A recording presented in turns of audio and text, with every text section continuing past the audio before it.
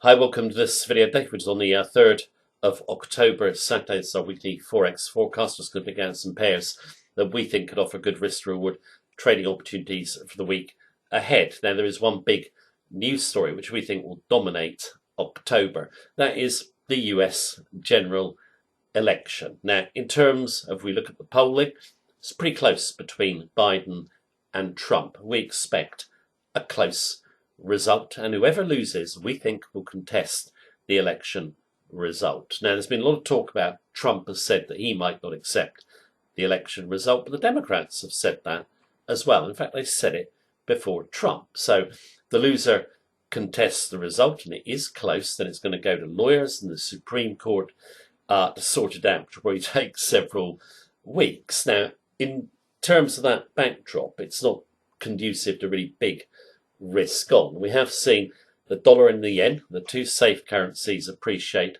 a little bit, and we expect them to appreciate more. They're both oversold anyway against the economic fundamentals, and you've got caution in the market. There's plenty of crosses we like the look of as well. Now, in terms of the charts, we are going to go and take a look at them right now. But just before we do so, please do keep in mind it is by view as of this specific moment in time. It can, of course, change in line with the market conditions and action. If you want all our trading techniques and our daily technical sentiment analysis of 14 Forex pairs, just click on the link beneath this video. You get live access to our member center. You can also follow us on Facebook and join our Facebook group of traders as well. Now, I'm just doing my weekly analysis in the member center, so I'm just going to use the charts from there. So let's go and take a look at them. Right, we're in our member center, and we're not looking at a currency pair here. First of all, we're looking at the S&P 500 stock index, because it will have an impact on Forex markets in terms of where it goes. Now, in terms of the S&P, being pretty firm here, and you saw risk currencies go up. We came down, you saw the safe haven USD and JPY firm up, and you saw a little bit of weakness in USD and JPY, some pairs last week, as we had a little bit of a rally. My own view is keep your eye on stocks next week. This is a key level, okay? I do not expect it to get taken out decisively. We might break higher, but to think we break back down. I think there's a lot of caution, as I said, coming into the US election. Also a lot of caution about the global economy. Yeah, a lot of people focusing on the US economy not doing well. Well, loads of economies are not doing well. The whole global economy is struggling to get back to pre-pandemic levels. So I just don't see big upside in stocks. There's a lot of institutional money that's not in the market. Volumes are low. Retail traders have been buying stocks, so they've got a record number of call options, mostly out the money, and that option barrier should weigh on prices. Big institutional money, there is some institutional money in the market, of course, but volumes are light. Most of it, or a lot of it, is on the sidelines waiting to buy at a cheaper price, in our view. I think this level will be hard to take out. If we chop around in this range, I don't see the dollar and yen getting weaker, so between 3,200 and 3,400. But if we break 3,200, there's a possibility of a breakdown to 2,800. That's when big institutional money, I think, will get interested in buying. But if we did break down here, the dollar and yen would really move nicely to the upside. So keep your eye on stocks, because they will have an influence on Forex markets, as they always do.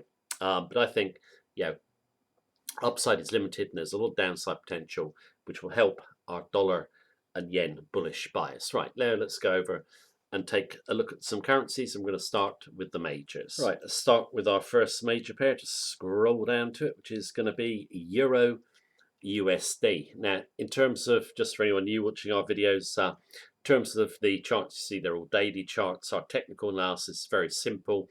We focus on big supply and demand levels in the market, and before we do our technicals, we've always got a directional bias from sentiment. It's the sentiment that actually is reflected in the chart. The chart doesn't come out of nowhere or a mathematical formula. So by knowing the sentiment, where the big money is positioned behind the chart, we can get directional bias. And if you know where the big money is sitting behind the chart, you can get advance warning of trend changes, and also postulate how far a trend might run, which you can't do from pure technical analysis. Okay, now in terms of sentiment analysis, we do it ourselves, but our favorite tool for judging sentiment, a free tool, is the COT Net Traders positions, and we've got a bearish bias in terms of Euro USD. You can see we think it's going to fall a long way, and I just want to show you the COT Net Traders positions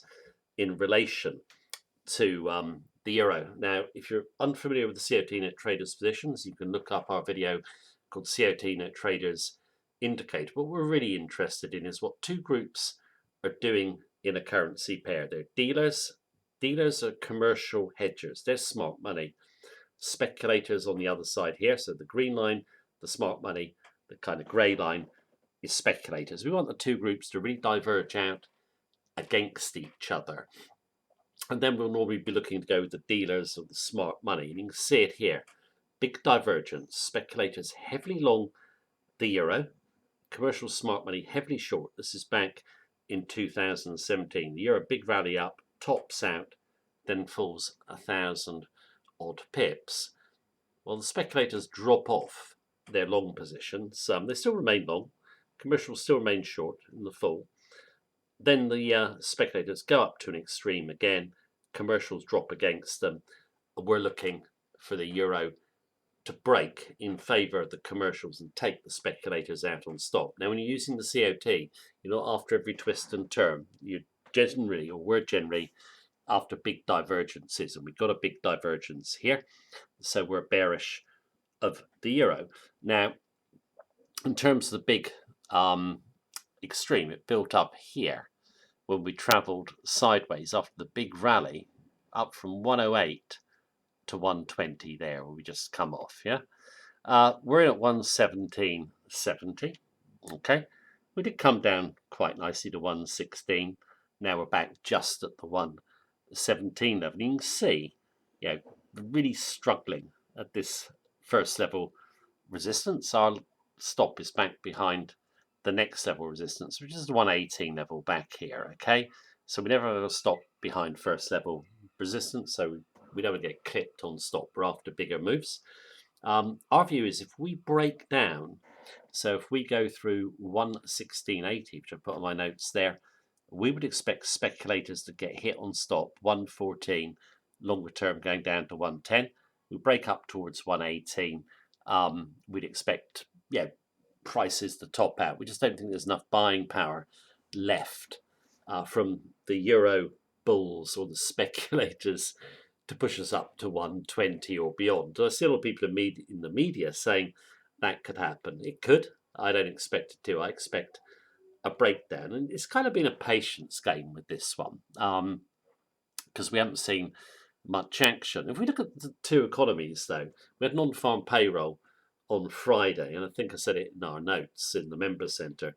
Don't even bother paying too much attention to it, because it probably isn't going to move prices. It didn't move price at all. Okay, it wasn't that far away from the expected number. Shows US economy struggling, but Eurozone struggling more. In terms of Eurozone data is worse than the US data, and they reported terrible inflation data last week, which points to deflation in the zone. That's extremely serious. The ECB, the central bank, can do nothing to stop deflation, in our view. They've been trying for years to get inflation up. They can't do it. They tried stimulus, negative rates. It's a losing game for them. We're expecting the euro to break lower. But it's been pretty frustrating. There's a nothing trade at the moment. We hope it becomes a something trade next week. But even if it does rally, the rallies will be selling opportunities. Okay, so we have to wait and see on the euro. Next pair is going to be GBP USD. Right. In terms of GBP USD, I said we were a bit lucky with this trade last week, and I think we were. When the pound surged up here, we sold the exhaustion. We felt we would come down. We got a nice entry at 133.30. Came nicely down. We eventually got stopped out at 129.60. So basically 370 pips. But we've now resold at 128.50. The rally up we're stalling, okay? Into this 20-day moving average, the green line, which very often used as a resistance line. You've got a level of resistance there as well, and another level here at 130. I think the dollar generally going to get stronger, and I feel the pound will retreat down to the 125 level. 130 is a really big level, big institutional level for the pound to take out, and I just don't think it'll do it. I think, if you look at the COT net traders positions, you do have, commercials, they are generally buying the US dollar at the moment and selling the other majors. So this one isn't an extreme. But from our view of sentiment, down to 125. So, 400 pips we're looking for on the downside, and we're not risking too much, okay, to 130.40, okay. Now, in terms of if we do break lower, we'll bring the stop in tight behind this first level resistance. So I felt a little bit of a lucky trade, but sometimes they move in your favor quicker than you expect, so that's quite nice. But in terms of GBP generally, I'm pretty bullish of it in the crosses. We'll look at some crosses in a moment, but on the Gangster USD, bearish. Next pair, AUD USD. AUD USD got in at 72.70, and we got a nice breakdown towards the 70 level, and there we've rallied back 160 pips. But look at these candles here, they're stalling below the 20-day moving average, the green line, and also this level of resistance here, which is 72. Big level for the Aussie to take out. The Aussie is very overbought still.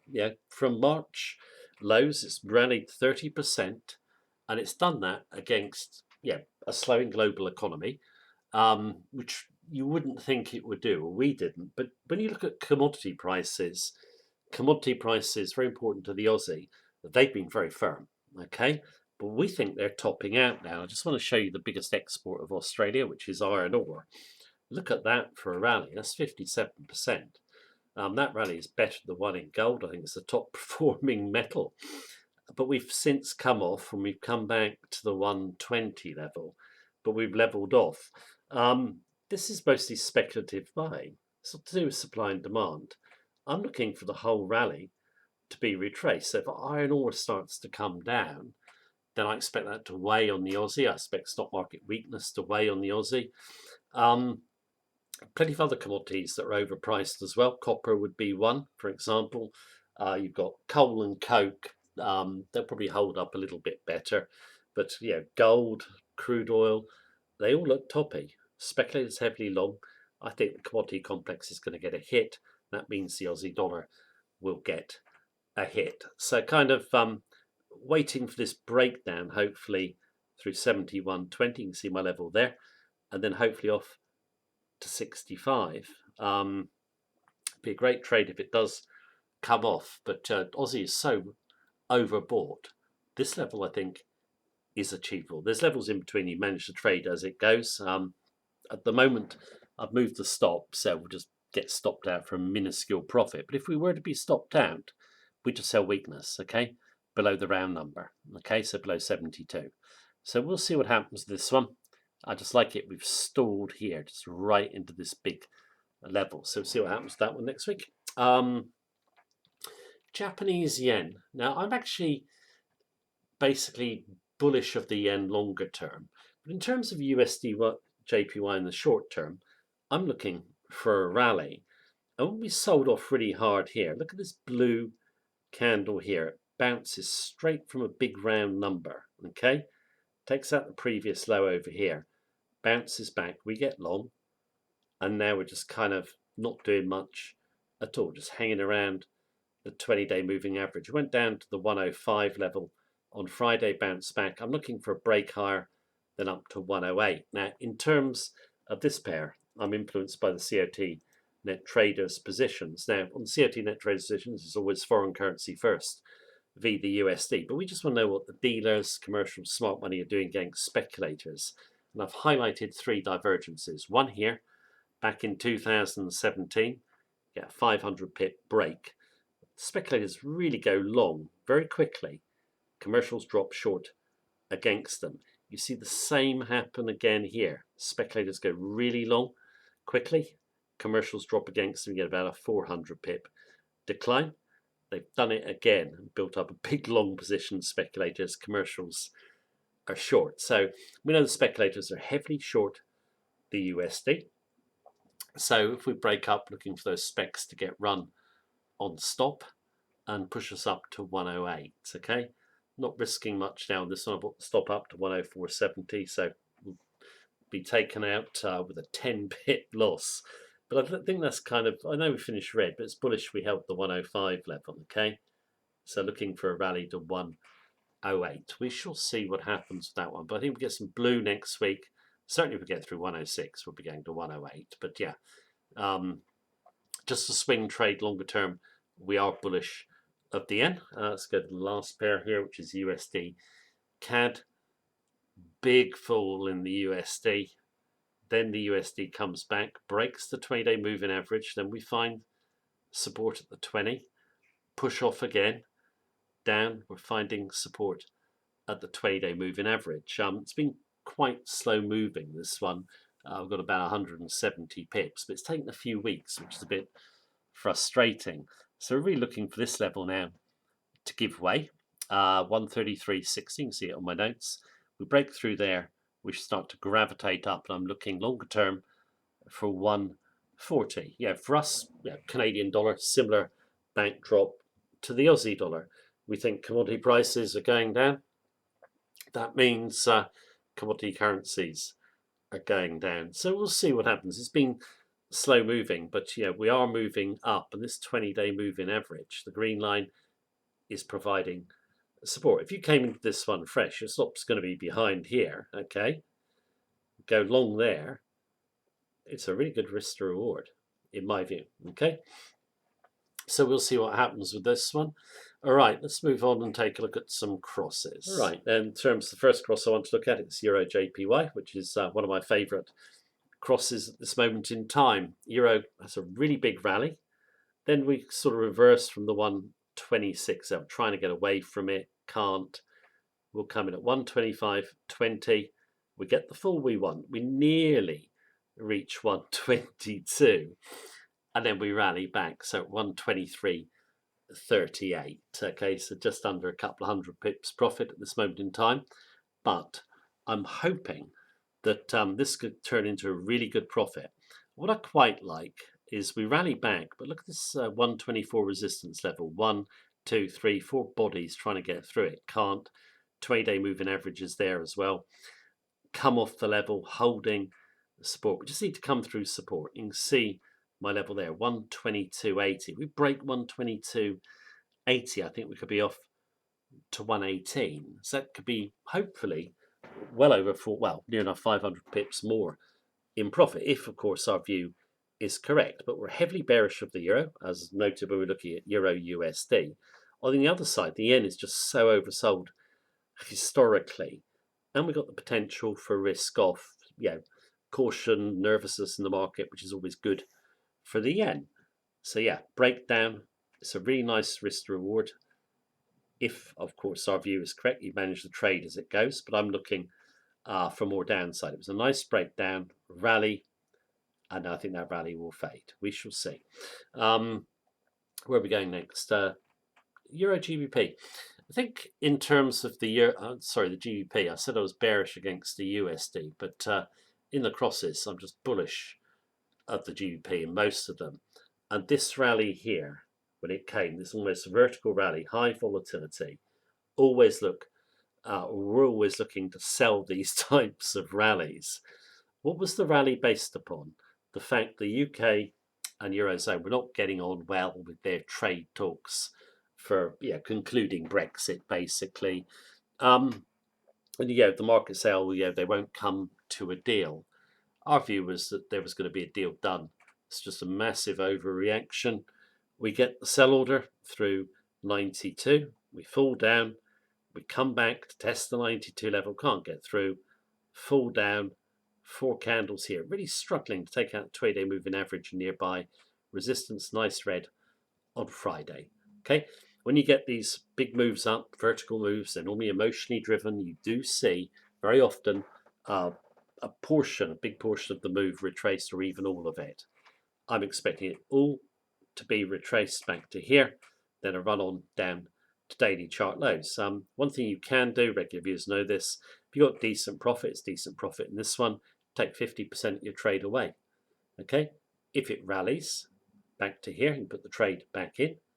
If it runs onto the downside, you're still in, and you've got decent bank profit as well. I find, running two trades, we always run two trades in any pair that we do. Taking one off when you've got a really good profit allows you to hold bigger trends for longer. It takes the pressure off. So I'm looking for more downside in this one. Any rally back here, selling opportunity. Let's move on to some other another pairs. GBP pair, and in terms of this pair, it's GBP NZD. Now you do see a big fall here, well over 1,000 pips. The Kiwi was just generally strong. Obviously, you had all the problem with the trade talks between the EU and the UK, which helped the Kiwi push the pound down. But look at this blue candle here that I'm highlighting. Came down, but we couldn't take out this double bottom here, 190. That's a huge institutional level. We bounce, we get long, we get a nice move to the upside, we get stopped out for a few hundred pips. Now we've re-entered. Okay, now in terms of this dip, I just see it as a buying opportunity. Just through this level here, I've just noticed I put 193.20 as level to go long back through on my notes. It should actually be 195.20, just above this resistance level, so I'll correct that. But yeah, if we break up, we should go back up to the recent chart highs. This big sell-off should be retraced. So decent risk reward trade again, if our view is correct. Okay, so we will see. But pound in the crosses, I also like it against the AUD as well, and against various other currencies. But commodity currencies were extremely bearish of. So GP, NZD, GPAUD look good to us, and I really like this one because that big sell-off, rally, dip, we should go back. Next pair, AUD, JPY. This pair here got a nice entry in it, 176.30, and we fall really nicely, but then we rally back a bit. Okay, so we're back at 75.40. But look, we're slowed up on these two candles here. Level of resistance, big level, another level behind, and the 2-day in between. This should hold. This rally is just a correction of oversold. Go through the low, 74.80. Then we could go down as low as 67.50. Okay, I'm looking for the AUD, obviously to correct on the USD, also the JPY. AUD, like I said, I was doing AUD USD, extremely overbought. Good risk reward trade if it comes off. We shall see. Next pair, USD CHF. Be looking at this one for a few weeks, and why I'm really interested in this pair is the COT net traders positions, which I'm going to bring up here. You've got speculators. This is a 10-year chart, biggest long position in over a decade. Commercials heavily short against them. Swiss franc very overvalued. Actually, the speculators very long on the left of the chart. When we surged up there, they shed out as the Swiss franc came down. So we know that speculators are heavily short of the USD and long of the Swiss, and we're looking for a breakout or break to the upside. 10-year extreme was built up here. We put a long position in, got stopped out. It's just 40 pips. Now we've come back in. Just limited downside in this pair, plenty of upside with that huge net short position. We're looking for push off the level. 92.01 close on Friday. I'm looking for 92.40, just away from the round number, and then 96 just to correct oversold. We might even run to 98. We shall see. But yeah, good COT divergence. When we came up here, I really thought we were just going to run on, bought the stop up, and obviously got taken out for a minor profit. But we're back in. We will be patient with this one. We think we're going up to 96, then 98. If you're bearish of the euro, always look at the proxies, and I really like this one. This is a euro proxy, it's Swedish krona. And we know, just like with the euro, the speculators are heavily short the USD. And when we were in this period here, market was saying, or a majority of analysts were saying, USD is going down a long way, but didn't. It broke up. Okay, it's retraced, but it's right at the 20-day moving average of blue, back through 901, which go 950, then 10.